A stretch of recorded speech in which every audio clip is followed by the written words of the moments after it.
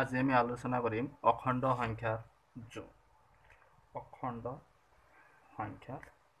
যোগ। তো কুৱেশ্যন হ'ল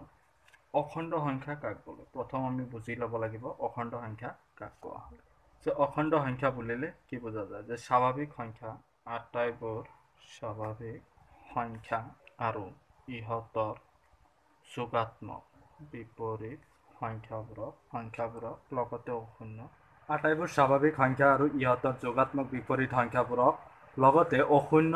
অশূন্য একেলগে অখণ্ড সংখ্যা বুলি কোৱা হয়। স্বাভাৱিক সংখ্যা 1 2 3 4 স্বাভাৱিক সংখ্যাৰ যোগাত্মক বিপৰীত। 1ৰ যোগাত্মক বিপৰীত -1, 3ৰ যোগাত্মক বিপৰীত -3 তো এইবোৰ আছে। তাৰপিছত অশূন্য মানে কোনো সংখ্যাই ইকুৱেল টু 0 নহয়, নট ইকুৱেল টু এনি। ধৰা হ'ল x নট ইকুৱেল 0, অশূন্য, শূন্য নহয়। তাৰমানে কি হ'ব? 1 2 3 বা -1 -2 এই আটাইবিলাক সংখ্যাক একেলগে অখণ্ড সংখ্যা বুলি কোৱা। এতেকে কিছুমান অখণ্ড সংখ্যাৰ উদাহৰণ আমি ইয়াত দিম। এইবিলাক হ'ল যে -3 -2 -1 0 1 2 3 4 এই আটাইবিলাক সংখ্যা হৈছে অখণ্ড সংখ্যাৰ উদাহৰণ। এতিয়া আমি আৰু এটা কথালৈ আলোচনা কৰিম যে অখণ্ড সংখ্যাৰ পৰম মান। অখণ্ড সংখ্যাৰ পৰম মান সংখ্যা ৰেখাত এটা সংখ্যা শূন্যৰ পৰা যিমান একক দূৰত্বত থাকে তাক সংখ্যাটোৰ পৰম মান বুলি কোৱা হয়। আৰু আমি পৰম মান বুজোৱাৰ কাৰণে এটা চিন ব্যৱহাৰ কৰিম যে পৰম মান বুজোৱাৰ বাবে এই চিন ব্যৱহাৰ কৰা হয়।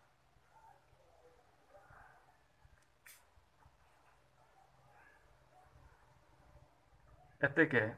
আমি পৰম মানৰ চিহ্নিত। এতেকে আমি কোনবিলাক সংখ্যাক পৰম মান বুলি কোৱা হয় এইটো আমি গম পাম। তাৰ কাৰণে আমি এটা সংখ্যা ৰেখা আঁকিব লাগিব।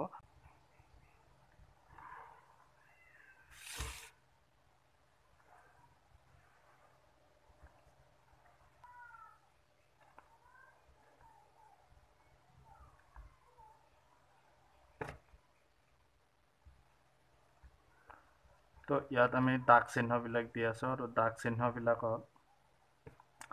পৰা 1 2 3 6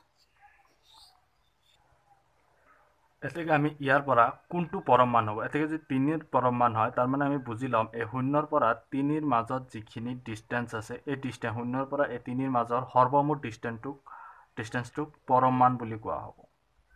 পৰম মান। তো এতে আমি আৰু এটা নোট কৰিম। নোটটো হ'ল আমাৰ যে সম্পূৰ্ণ এটা নোট থাকিব যে যদি কোনো এটা ধনাত্মক বা যোগাত্মক সংখ্যাৰ পৰম মানটো সদায় সংখ্যাটো নিজেই থাকে আৰু ঋণাত্মক সংখ্যাৰ পৰম মান তাৰ যোগাত্মকৰ বিপৰীত সংখ্যাটো হয়। গতিকে আমি নোটটো লিখি দিছোঁ। নোটটো ইম্পৰ্টেণ্ট নোট হয়। যোগাত্মক সংখ্যাৰ পৰম মান সংখ্যাটো নিজে। নাম্বাৰ 2 যে ঋণাত্মক সংখ্যাৰ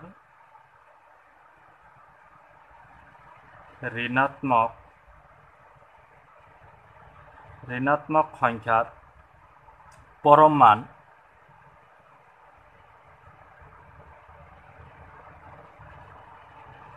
তাৰ যোগাত্মক বিপৰীত সংখ্যাটো হয়।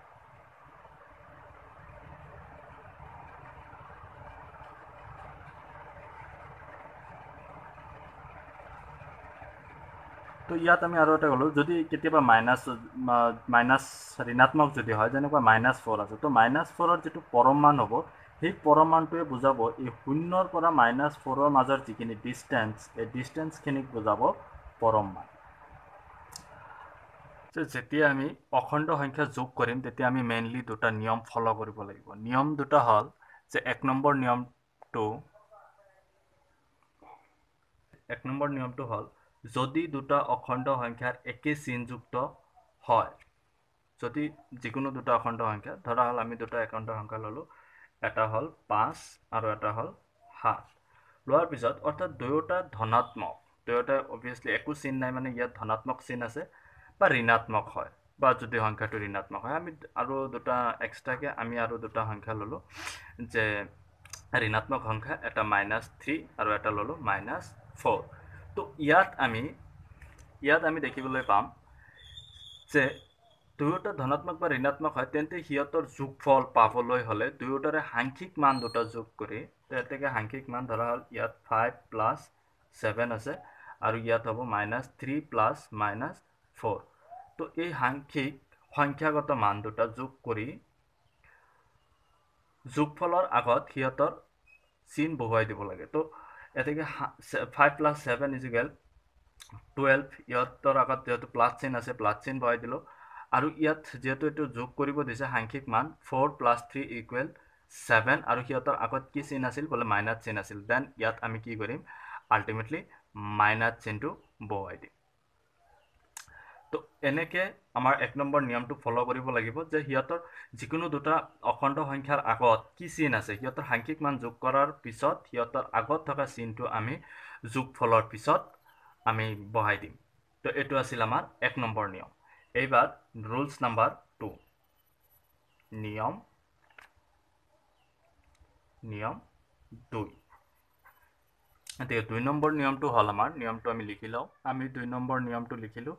যে যদি অখণ্ড সংখ্যাৰ দুটা বেলেগ বেলেগ চিহ্নযুক্ত হয় যদি অখণ্ড সংখ্যা দুটা যদি বেলেগ বেলেগ চিহ্নযুক্ত হয় যেনেকুৱা ধৰা হল আমি দুটা অখণ্ড সংখ্যা ললো এটা -9 আৰু এটা ললো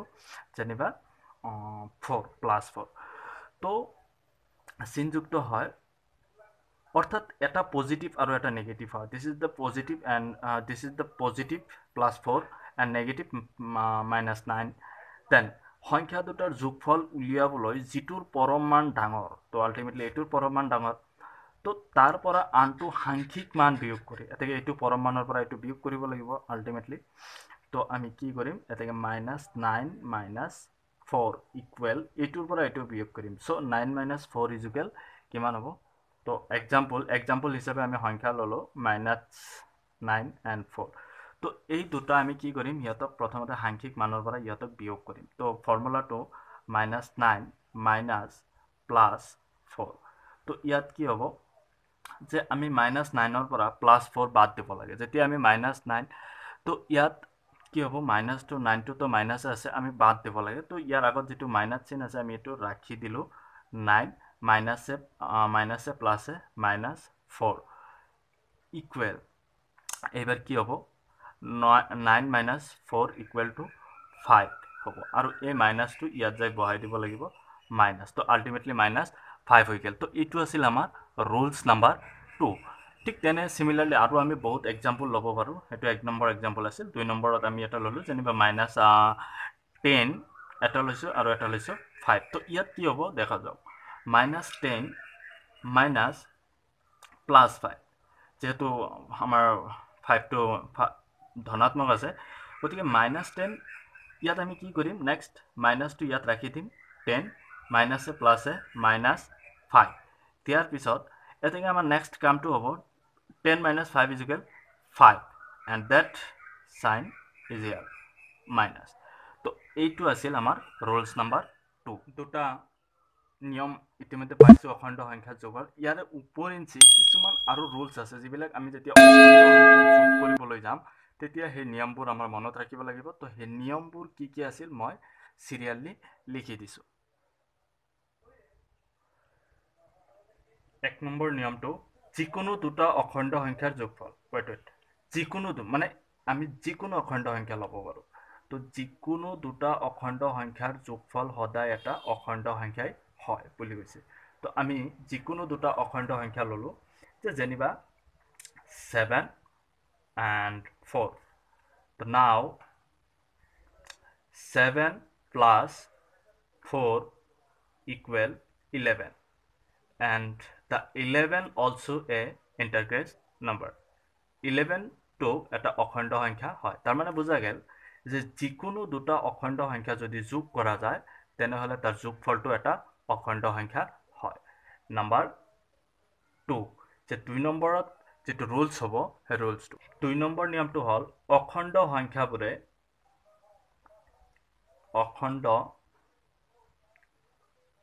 সংখ্যাবোৰে যোগৰ বিনিময়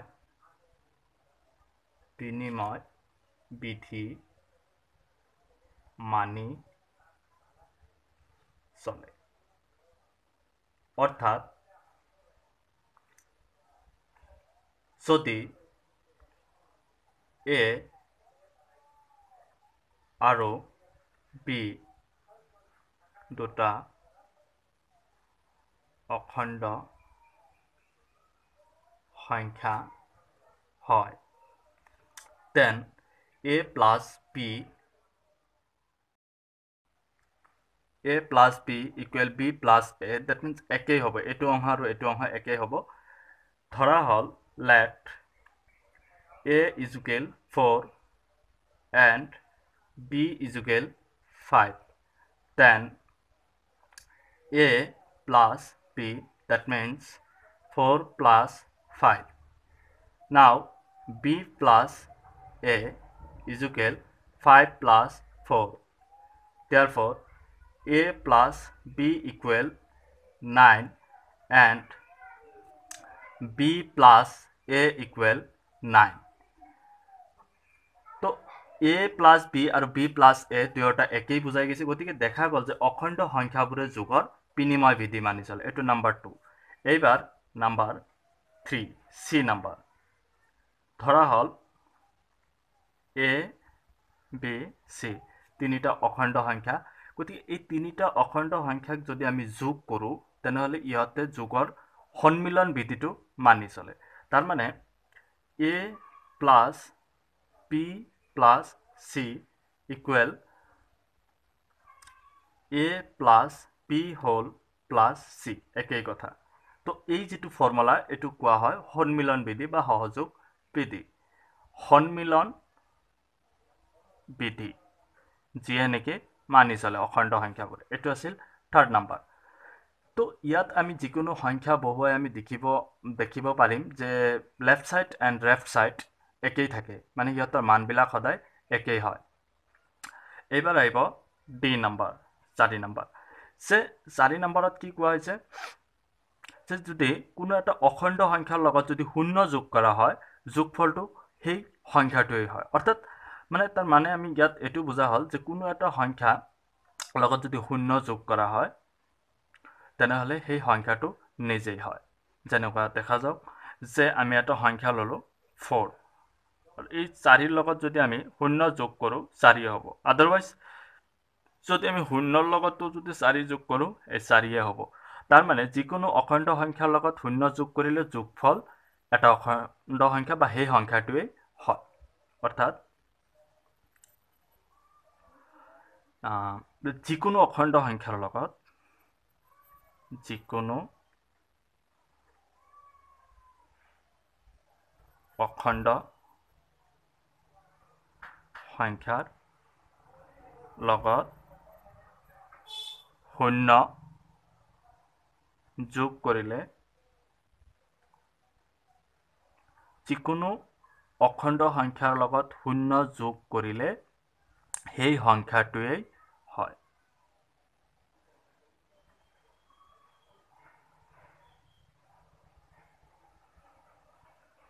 সেই সংখ্যাটোৱেই হয়।